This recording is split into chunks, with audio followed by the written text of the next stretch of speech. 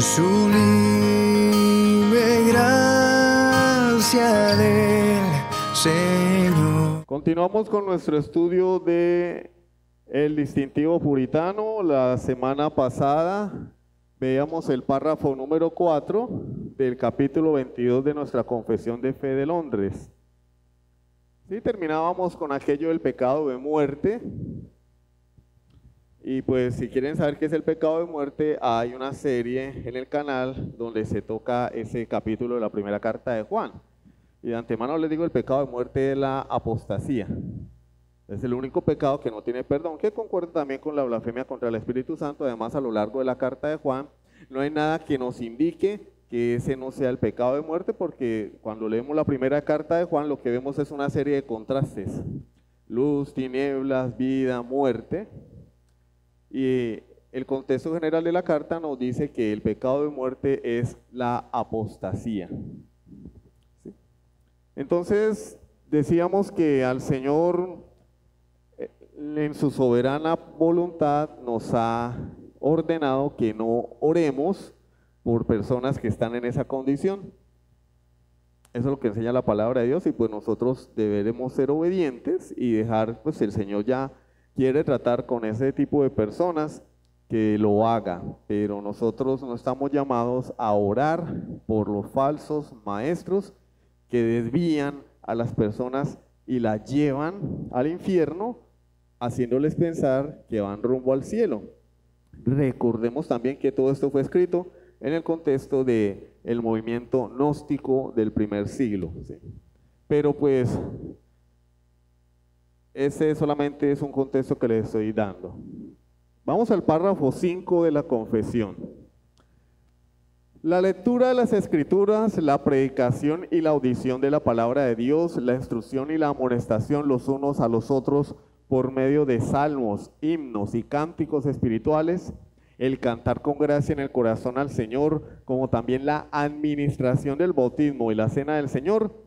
Todas estas cosas son parte de la adoración religiosa a Dios, que ha de realizarse en obediencia a Él con entendimiento, fe, reverencia y temor piadoso. Además, la humillación solemne con ayunos y las acciones de gracia en ocasiones especiales han de usarse de una manera santa y piadosa. Entonces acá nos expresan los autores de la confesión de fe las cosas que se deben hacer o se pueden hacer en el culto congregacional: leer las Escrituras, predicar las Escrituras, oír. Cuando una persona se queda dormida en el culto, ¿qué está haciendo? Pues está pecando, porque es Dios el que está hablando. Hay un instrumento humano al frente, pero es Dios quien está hablando. Parte de la preparación para el día del Señor, ¿sí? Utilizo la palabra, o se inicia con la preparación desde el día sábado. Es decir, yo sé que el domingo tengo reunión, culto, servicio de adoración. ¿Qué debo hacer? Acostarme temprano. Pero como es sábado en la noche y sabemos que el domingo no se labora, pues nos trasnochamos y venimos a la iglesia a dormir o a luchar con el sueño en medio de la predicación. Entonces, si ya la predicación lleva más de media hora, ya terrible. No, parte de eso es la preparación. Yo tengo que estar con todos mis sentidos disponibles para percibir lo que el Señor tiene para mí, la audición de la Escritura. Los autores no se limitaron solamente a los ministros, lo que se debe hacer, sino también a la congregación en general. La congregación viene a oír la Escritura. La amonestación los unos a los otros por medio de salmos, himnos y cánticos espirituales. Por eso es que nuestros cánticos tradicionales tienen un alto contenido escritural, para edificarnos mutuamente cuando cantamos. Nos edificamos mutuamente cuando elevamos esos cánticos delante de Dios. No hay nada de edificante cuando se canta solo para Cristo, salta, salta, solo para Cristo, solo a Él. Eso es una recocha, eso parece música de gimnasio, ¿sí? de aeróbicos o bailoterapia. No, los cánticos deben tener un alto contenido escritural, de manera que podamos relacionar la letra de los cantos con lo que está escrito en la Biblia. Y en el cántico podamos encontrar también un grado de edificación. El cantar con gracia en el corazón al Señor, es decir, no solamente de la boca para afuera, mientras estoy pensando qué calor está haciendo, a qué hora nos van a quitar la luz. No, desde el corazón yo estoy enfocado en cantar. Y si se va la luz, se fue y sigo cantando porque yo tengo en mi corazón un deseo de adorar a Dios, no un deseo por ver, ay, nos quitaron la luz, ¿a qué hora era llegar? Hoy son 3 horas, son 4 o son 7. Para nada. Como también la administración del bautismo y la cena del Señor, son no las ordenanzas, ¿sí? A diferencia de nuestros hermanos presbiterianos que ellos consideran que son sacramentos. No, nosotros los bautistas entendemos que son ordenanzas, símbolos, ceremonias que se practican en la iglesia local. ¿Sí? La cena del Señor, de la frecuencia con la que se lleve a cabo, pues ya depende de la consideración de la iglesia o de los ancianos de la iglesia. El bautismo, cuando haya recepción de miembros, cuando hayan verdaderos creyentes que ya hayan pasado por un tiempo de evaluación, se llevan a cabo bautismos, porque son medios de gracia también. Todas estas cosas son parte de la adoración religiosa a Dios que ha de realizarse en obediencia a Él con entendimiento, con la cabecita. ¿Sí? Pablo dice en Romanos capítulo 1, Romanos 12, 1 y 2, os ruego por la misericordia de Dios que presentéis vuestros cuerpos en sacrificio vivo, santo, agradable a Dios, que es vuestro culto racional. Y si bien pues el texto no está hablando de la reunión dominical, sino que habla de la vida a Dios, dice que ese sacrificio de adoración, que es toda nuestra vida, debe hacerse con el cerebro. Culto racional, no culto emocional, ni culto sentimental, culto racional, con la cabeza. Yo tengo que saber qué es lo que estoy haciendo, a quién lo estoy haciendo, con quiénes lo estoy haciendo, en dónde lo estoy haciendo, de qué manera lo estoy haciendo. Tengo que activar todas las neuronas a la hora de rendirle culto a Dios. No es un éxtasis donde no sabemos ni qué es lo que está ocurriendo. No, es con todo nuestro ser e involucra la razón, el intelecto y obviamente pues las emociones. Fe, reverencia y temor piadoso. Además, pues, actividades no regulares, como los ayunos, acciones de gracias, en ocasiones especiales. Sin embargo, de todas formas, debe hacerse de una manera santa y piadosa, no un desorden. Bueno, terminamos aquí con la confesión de fe. Estos son los 5 párrafos que, pues, hemos evaluado. Ahora vamos a responder una pregunta. ¿Qué argumentos escriturales podemos esgrimir o presentar a favor del principio regulativo de adoración? Entonces ustedes tienen allí en su material que ya se les envió algunos argumentos. Empezamos por el primero, pues porque no vamos a empezar por el segundo, por el primero. Vemos en la Biblia que es el derecho o la prerrogativa de Dios como creador soberano y no de las criaturas determinar la manera en que Él debe ser adorado. Eso ya hemos hablado bastante, ¿sí? Pero nunca está de más resaltarlo. Dios tiene el derecho de determinar bajo qué condiciones y de qué manera sus criaturas van a acercarse a Él. Y ese es un derecho que Él ejerce a toda costa. No es nuestra prerrogativa, no está en nuestro poder, no está bajo nuestra consideración, no está en nuestras manos determinar, decidir cómo nos acercamos a Dios. Desde la caída, Dios ya había establecido cómo el hombre se iba a acercar a Él. Porque Dios pone las reglas, empezando desde la misma creación. Recordemos que cuando veamos en la teología del pacto, el pacto que Dios hace con el hombre no es un acuerdo bilateral, es una imposición. Es una imposición. Dios nunca pregunta al hombre qué quiere, Dios solamente ordena. Dios ha ordenado cómo el hombre debe acercarse a Él.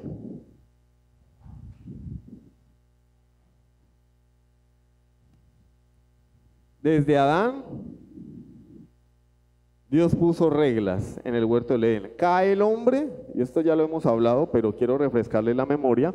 Cae el hombre, Dios viste al hombre. Recuerde que los hombres hicieron trajes con hojas. Dios sacrifica animales y los cubre con la piel de esos animales, apuntando al sacrificio de Jesucristo. Sin derramamiento de sangre no hay perdón de pecados.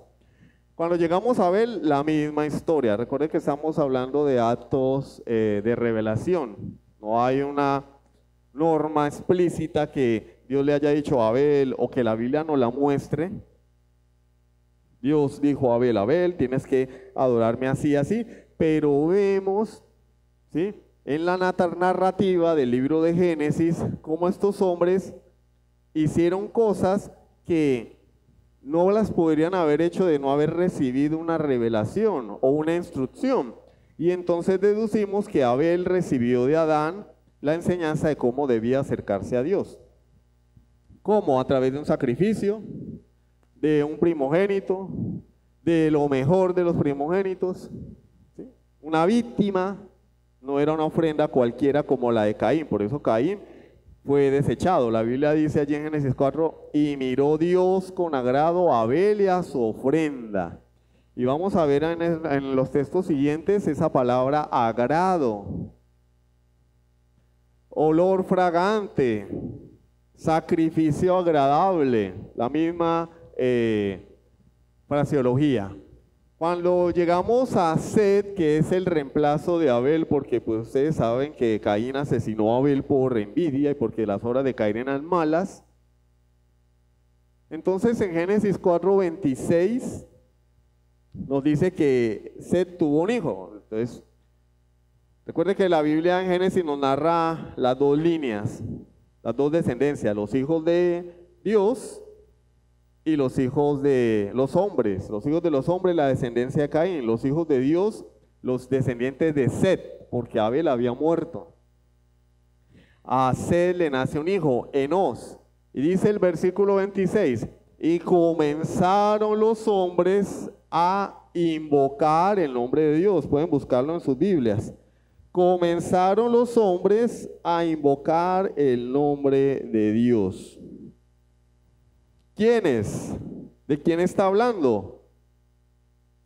Está hablando de Set y su descendencia, Enos. Los hombres comenzaron a invocar el nombre de Jehová. ¿Cómo comenzaron a invocarlo? Bueno, algo es seguro. Si vienen de la descendencia de los hijos de Dios, no lo invocaron como se les vino en gana. Lo invocaron como ellos lo aprendieron de sus padres, es decir, como Dios lo había ordenado. Comenzaron a invocar el nombre de Dios. Y pues seguimos allí en nuestra genealogía, nos presenta los descendientes de Adán, de la línea de Set, hasta que llegamos al capítulo, ahí mismo en el capítulo 5, Noé. Llegamos a Noé en el capítulo 5. Yo quiero que vayamos al capítulo 7. Ustedes ya conocen la historia de Noé, ¿cierto? Ya la han leído, han visto las películas. Por ahí hay una película de Russell Crowe que nada tiene que ver con la Biblia, ¿sí? Es una más ciencia ficción. Entonces, si quieren perder el tiempo, la pueden ver. Perder el tiempo y ganarse una rabia. No les aconsejo que la vean porque no vale la pena. Una sarta de mentiras y de tonterías. Génesis capítulo 7, versículos 1 y 2 nos presenta a Dios dándole a Noé la orden de entrar al arca porque ya vino el diluvio. Ya aquí Noé ya construyó el arca, etc. Dijo luego Jehová a Noé, entra tú y toda tu casa en el arca, porque a ti he visto justo delante de mí en esta generación. De todo animal limpio tomarás 7 parejas, macho y su hembra, mas de los animales que no son limpios, una pareja, el macho y su hembra. Miren que no estamos en el libro de Levítico y ya se hace mención de animales limpios y por ende, por implicación de animales impuros. De los animales limpios, Noé tenía que meter 7 parejas por cada clase de animal. Ya se habla de animales limpios, no estamos en la ley. Y ya Dios está estableciendo cuáles son los animales limpios y los animales impuros. No hizo todo conforme a las instrucciones de Dios. No fue que dijo, no, bueno, yo voy a hacer el arca como a mí me parezca. Yo creo que deberíamos hacer más bien un submarino, porque hay más posibilidad de sobrevivir dentro de un submarino que en un arca, si existieran los submarinos en aquella época. Pero yo creo que cualquiera de nosotros se hubiera hecho un submarino, porque a veces pensamos que somos más buenos que Dios o que sabemos más que Dios, que podemos mejorar y superar la escritura. Pero no hizo exactamente lo que Dios le dijo, y Dios también le ordenó de forma explícita los detalles de qué animales iban a entrar en el arca. Hermano, ¿y eso qué tiene que ver con la adoración? Bueno, para allá vamos.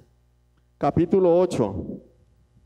Vamos a ver por qué Dios le ordenó a Noé meter 7 parejitas de los animales limpios. Capítulo 8, versículos 18 al 20. Entonces salió Noé, sus hijos, su mujer y las mujeres de sus hijos con él. Todos los animales y todo reptil y todo ave, todo lo que se mueve sobre la tierra según sus especies, salieron del arca. Y edificó Noé un altar a Jehová y tomó de todo animal limpio y de toda ave limpia y ofreció holocausto en el altar. ¿Quién le dijo a Noé que tenía que sacrificar animales limpios? ¿De dónde se lo sacó Noé? ¿Será que se lo imaginó? En el nuevo mundo, porque hubo un antes y un después, el mundo antiguo fue destruido por el agua, ahora había un nuevo mundo y Noé iba a ser, por decirlo así, el nuevo Adán. Noé lo primero que hace cuando sale del arca es ofrecer adoración a Dios a través del sacrificio de animales limpios. Ahora sí entendemos por qué Dios le dijo a Noé 7 parejitas. Pero miren que estábamos en el inicio de una nueva historia, de una nueva etapa en la historia de la redención. Y sin embargo Noé no dice, oiga, pero es que hay pocas ovejas. Acabó Dios de exterminar la tierra. Si sacrificamos estos animales, nos vamos a quedar con menos animales para repoblar la tierra. ¿Noé pensó eso? No, a Noé no le importó. Sacrificó los animales que debía sacrificar. La Biblia no nos dice a qué hora Dios se lo enseñó, cómo lo aprendió, pero vemos allí un patrón. Vemos un patrón desde Adán hasta Noé. Ya se hablaba de animales limpios, no estaban en la ley. Aparece un nuevo elemento también allí en la adoración, altar. Un altar. ¿Quién le dijo a Noé que tenía que edificar un altar para ofrecer adoración a Dios a través del sacrificio de un animal limpio? Entonces mire cómo vemos de forma implícita que Dios va regulando cómo debe ser la adoración a Él. Y después en los libros de la ley, en el libro de Levítico, ya Dios de forma explícita y de forma detallada le enseña al pueblo cómo es que debe ser adorado. Pero cuando Dios da la ley, Dios no está inventando nada nuevo. Él no está inventando nada nuevo, no, es que eso era de la ley mosaica, no, eso ya era desde antes. Desde antes ya los hombres ofrecían sacrificios a Dios, una víctima inocente. ¿Sí vemos?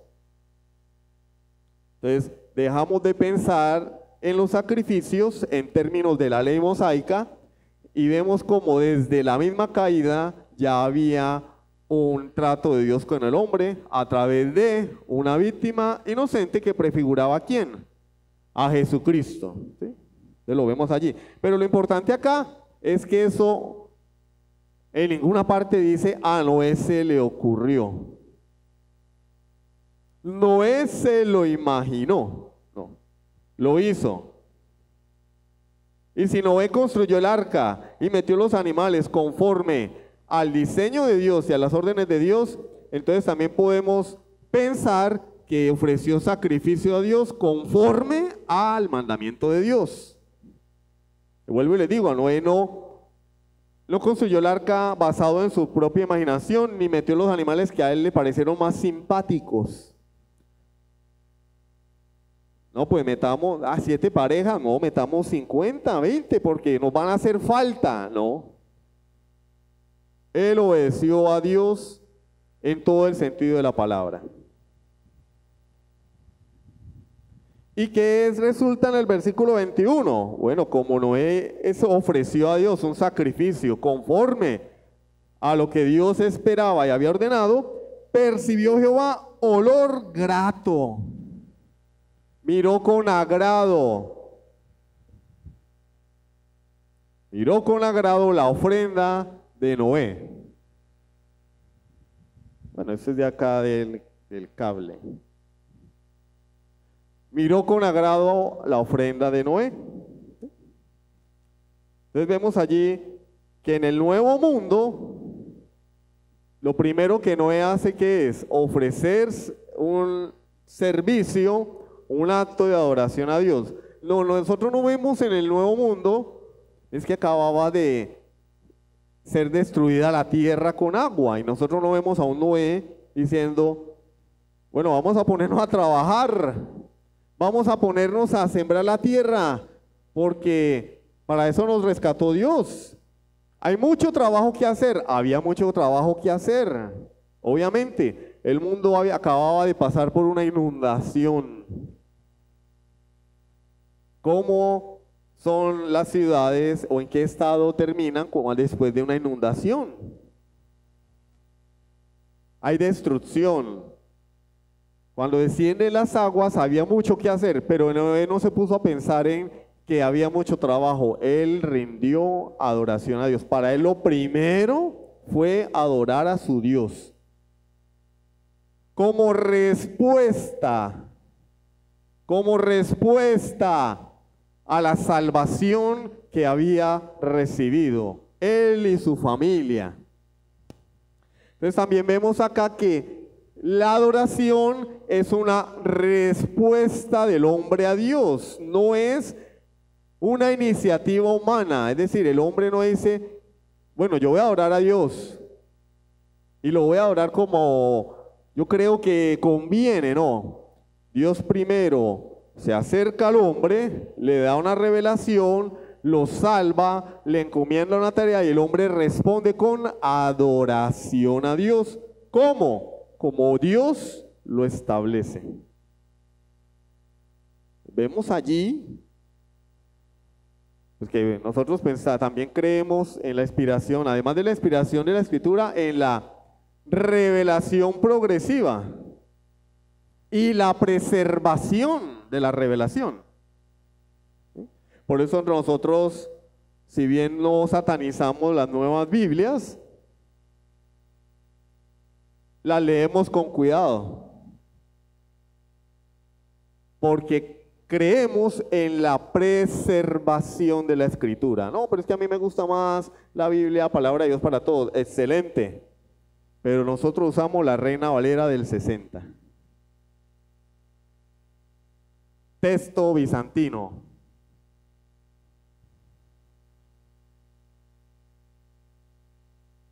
No tenemos nada que ver con las Sociedades Bíblicas Unidas. Tenemos que ver con la Sociedad Bíblica Trinitaria. Y se promueve el uso y la lectura de la Biblia versión Reina Valera. Texto bizantino o texto Receptus. Que también hay una predicación sobre esa en la serie de Juan, ¿sí? Entonces no me voy a salir del tema. Pero creemos en la preservación de la Escritura y en la revelación progresiva. hemos visto, al comienzo no se hablaba de altar, al comienzo no se hablaba de animales limpios, pero sí de un sacrificio. Después, de primogénitos. Ya Noé, altar, animales limpios. Y ya cuando llegamos a Moisés, pues ya está toda la legislación sobre cómo se debe adorar a Dios. Vamos a Génesis capítulo 12, versículo 8. Génesis 12, 8. Para continuar con esta línea. Ya con otro personaje de la escritura, con otro patriarca. Abraham, porque todavía no era Abraham. Génesis capítulo 12, después de que Dios llama a Abraham y le dice que lo va a llevar a una tierra, que en su simiente van a ser benditas todas las naciones de la tierra, que su descendencia va a ser como las estrellas del cielo. Sal de tu tierra, de tu parentela, Noé, Abraham. Y Abraham sale efectivamente en el capítulo 12, versículo 8. Bueno, dice en el versículo 5, tomó pues Abraham a Sarai su mujer y a Lot hijo de su hermano y todos sus bienes que habían ganado y las personas que habían adquirido en Aram y salieron para ir a tierra de Canaán. Y a tierra de Canaán llegaron, es decir, llegaron a Canaán. Ahora bien, me salté un pedacito. Leamos la genealogía y nos vamos a dar cuenta que Abraham era descendiente de Set. Descendiente de Set. Obviamente, pues porque todo el mundo se murió. Y el que quedó fue Noé, no era descendiente de Set. Sin embargo, de los 3 hijos de Noé, Dios determinó que era de su hijo Sem, quien vendría, ¿quién? El linaje del Mesías. De él vendría el Mesías. No fue de Jafet, Jafet era el mayor, ¿no? Ya a Dios no le importó, él escogió a Sem. Y Cam, pues, era el calavera. Y ya ven la descendencia de Cam, Canaán y todas esas naciones idólatras. Escogió a Sem. De Sem es que viene ¿quién? Noé, Abraham. Viene Abraham. ¿Y qué hace Abraham? Después de, pues, Abraham era un pagano. No, la Biblia no dice que era un pagano. La Biblia no dice que era un pagano. Vivía en Ur de Caldea, sí, pero la Biblia no dice que el hombre era un pagano, que el tipo sacrificaba a sus hijos a los dioses paganos, no. La Biblia dice que era un hombre de la descendencia de los hijos de Dios y él, cuando es llamado a salir, se le da un llamado a Abraham. Entonces en el versículo 8 vemos la respuesta de Abraham. Cuando llega a Canaán, es decir, un nuevo comienzo, miren que en el nuevo mundo Noé hizo algo, ofreció a Dios adoración. Cuando Abraham llega a Canaán, dice, luego se pasó de allí a un monte al oriente de Betel y plantó su tienda, teniendo a Betel al occidente y Ai al oriente, y edificó allí altar a Jehová e invocó el nombre de Jehová. ¿Qué fue lo primero que hizo Abraham cuando salió de su tierra? Cuando inició una nueva vida, llamado por Dios, adoración a Dios. La Biblia no dice que Abraham estaba buscando al Señor. No, Dios lo llamó de toda su gente, lo llama para ir a la tierra de Canaán porque se le debe entregar a él y a su descendencia. Y lo primero que nos hace, ¿qué es? Bueno, ¿y cómo vamos a hacer para tomar esa tierra? ¿Qué vamos a hacer? No, salió e inmediatamente, ¿sí? Bueno, en el transcurso de los días cuando llegaron allá, ofrece adoración a Dios sobre un altar. Entonces vamos viendo a lo largo de la historia de la redención que también se va escribiendo de forma simultánea la historia de la redención, pero también se va escribiendo la historia de la adoración a Dios. No son líneas separadas, no es que la adoración a Dios empezó en el libro de Levítico, no es que fue en Levítico que se inició todo, no. Fue en el mismo huerto del Edén. Y así como Dios traza la línea de la redención desde la caída, también traza cómo el hombre debe acercarse a Él. Entonces esto nos sirve para que entendamos que nosotros no establecemos las reglas de cómo deben hacerse las cosas.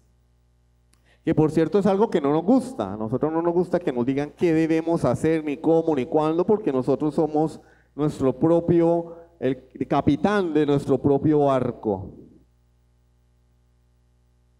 No, Dios establece cómo deben hacerse las cosas. Es Él y solo Él, y lo hemos demostrado desde la misma creación. Y claro, obviamente cuando llegamos a Moisés también hay rasgos allí de cómo Dios establece la oración, incluso antes de la ley en el monte Sinaí. Pero eso lo vamos a dejar para otra ocasión, ya se nos ha ido el tiempo, son las 10 de la mañana. Ah, no, todavía tenemos tiempo. Bueno, en mi reloj son las 10 de la mañana, ¿sí? Bueno, es hasta las 10:15. Vamos a avanzar otro poquito más. Vamos a ver la historia, que esto sí lo deben saber ustedes, de alguien que pensó. Hay varias historias en la Biblia, pero resaltan más la de Usa, la de Nadab y Abiú, la de Saúl, de alguien que pensó que podía hacer las cosas con una buena intención, ¿no? Pero como dijo alguien, de buenas intenciones está lleno el infierno. Entonces yo los invito a que vayamos a el primer libro de Crónicas, capítulo 15. No está ahí, ¿no? Pero vamos al primer libro de Crónicas, capítulo 15. Vamos a contrastar lo que hizo Abel, lo que hizo la descendencia de Set, lo que hizo Noé, lo que hizo Abraham, con lo que hizo este señor. Primera de Crónicas 15:2. Primer libro de Crónicas, capítulo 15, versículo 2. Entonces dijo David: el arca de Dios no debe ser llevada sino por los levitas, porque a ellos ha elegido Jehová, para que lleven el arca de Jehová y le sirvan perpetuamente. Entonces Dios había establecido que el arca la iban a llevar los hijos de Coat, que era una de las familias de los hijos de Leví. A ellos les fue encomendada esa misión. Ustedes me van a cargar el arca. Los hijos de Coat. ¿Y qué tiene que ver eso con Usa? Bueno, pues que vamos al capítulo 13. Hacia atrás un poquito.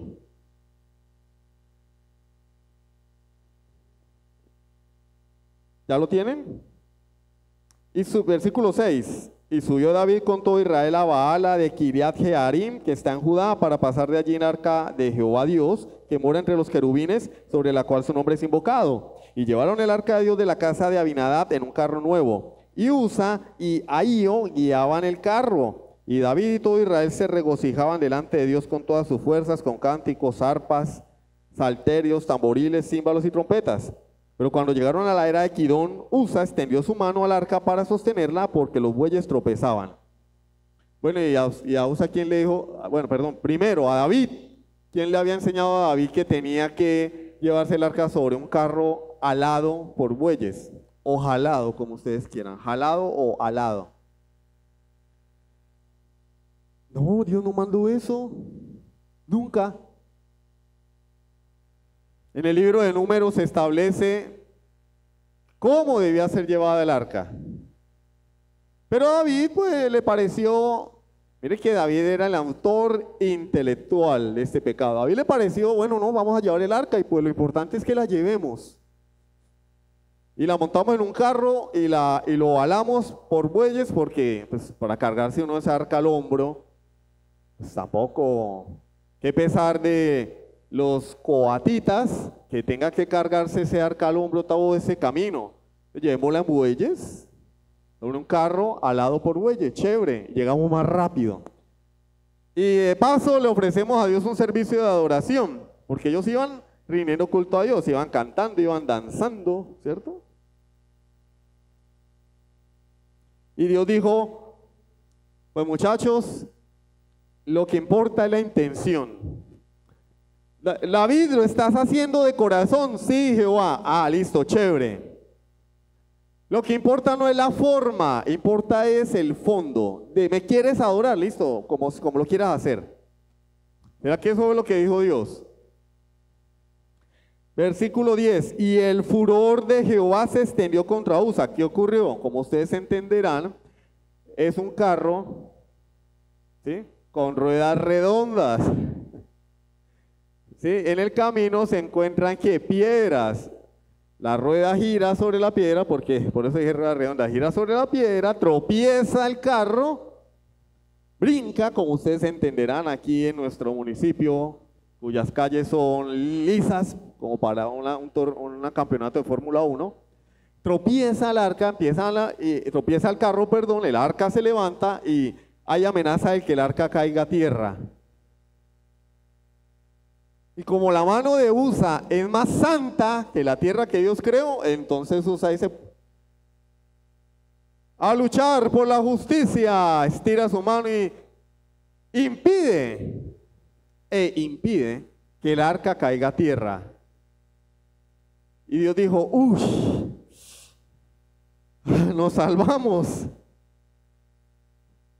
Se encendió el furor contra Usa. No, pero entonces ahí pueden aparecer los buenistas, ¿no? Todo buenista que nosotros llevamos dentro. Bueno, pero Señor, él lo único que quería era que el arca no cayera, se iba a caer, se iba a golpear. Él tenía una buena intención, lo estaba haciendo para ti. A Dios no le importó, porque lo único que a Dios le agrada es que su pueblo haga lo que Él ordena. Se encendió el furor de Dios contra Usa y lo hirió porque había extendido su mano al arca y murió allí delante de Dios. Y David tuvo pesar porque Jehová había quebrantado a Usa. Agradezca que no lo quebró a él, porque él era el responsable. ¿O es que él no sabía que el arca tenía que ser llevada sobre hombros por la familia de Coat? Lo sabía, lo vio, lo pasó por alto, se me olvidó, qué pena, Señor. Pero Usa llevó la ira de Dios, cargó con la ira de Dios, por decirlo así, pagó los platos rotos. Pero es que él de nada, no importan las buenas intenciones, importa lo que Dios ha mandado. Por eso cuando a una persona se le dice, hágalo así, ¿cómo debe hacerlo? Así. Pero es que a mí me parece, yo creo que esta idea es mejor. No, papito. Órdenes son órdenes. No, pero es que en Cristo tenemos libertad. Ah, sí, lo mismo pensó Usa. Bueno, pero es que tiene de malo que yo quiera impedir que el arca caiga, la voy a tocar. No le era lícito, porque él no era levita. Se desconoce a qué tribu pertenecía. Algunos especulan y dicen que a la tribu de Leví, pero no hay seguridad. Entonces, si no hay seguridad, es mejor no especular. No se sabe de qué tribu era Usa. ¿Y qué lo confirma? Bueno, lo que leímos en el capítulo 15, versículo 2. Entonces dijo David, después cuando intenta nuevamente traer el arca, esta vez lo hizo con éxito.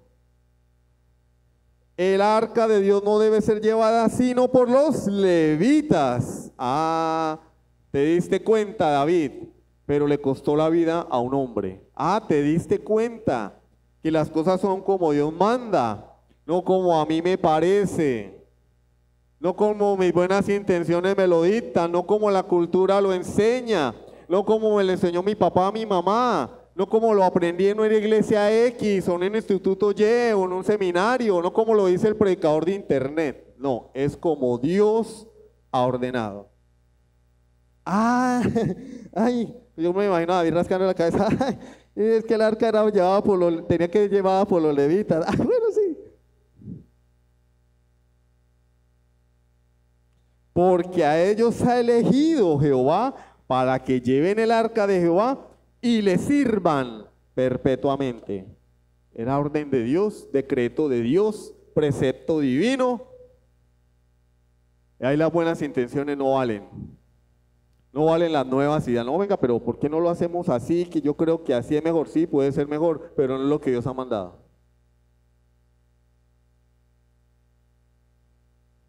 Así es el Señor. Entonces, cuando nosotros entramos en ese tema de vamos a mejorar lo que está establecido, vamos a llegar a innovar, estamos entrando en terrenos peligrosos. Y que gracias a Dios no cae un rayo y nos fulmina. Como no pasa nada, pensamos que no pasa nada, pero en realidad sí pasa. Sabrá Dios por qué razón en algunas ocasiones nos pasan cosas y no analizamos, no miramos, no hacemos una crítica autocrítica para evaluar qué es lo que yo estoy haciendo y cómo lo estoy haciendo. Tal vez no estoy haciendo las cosas como debería hacerlas y por eso es que estoy pasando por esta situación por la cual estoy pasando, porque Dios disciplina a sus hijos. Ya, pero ¿por qué está pasando esto? Revisa tu vida. Revisa tu vida.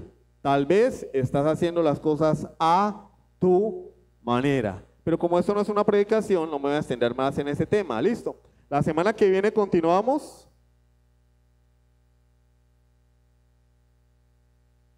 Bueno, se quedó ahí. Vamos a continuar la semana que viene con este tema de el principio regulador de adoración. Vamos a ver los otros puntos. Hoy hemos visto, después de terminar la confesión, que solamente Dios tiene la prerrogativa de ordenar cómo se debe ser adorado. ¿Listo? La semana que viene continuamos, son las 10:10. Entonces, por favor, los hermanos encargados del café con el pan se pueden levantar para adelantar el servicio del café y el pan para que podamos hacer el culto a las 10:30 en punto. ¿Sí? Entonces, vamos a orar mientras tanto. Soberano Dios y Padre Celestial, te damos gracias, Señor, por tu palabra, porque ella es la que nos conduce, ella es la norma, la única regla de fe del creyente. Señor, ayúdanos a dejar a un lado tradiciones, opiniones, gustos, tendencias, filosofías que no se ajustan a lo que tú has establecido en tu palabra. Ayúdanos, Dios mío, porque lo necesitamos. Te lo pedimos en el nombre de Jesucristo. Amén. Sublime gracia del Señor.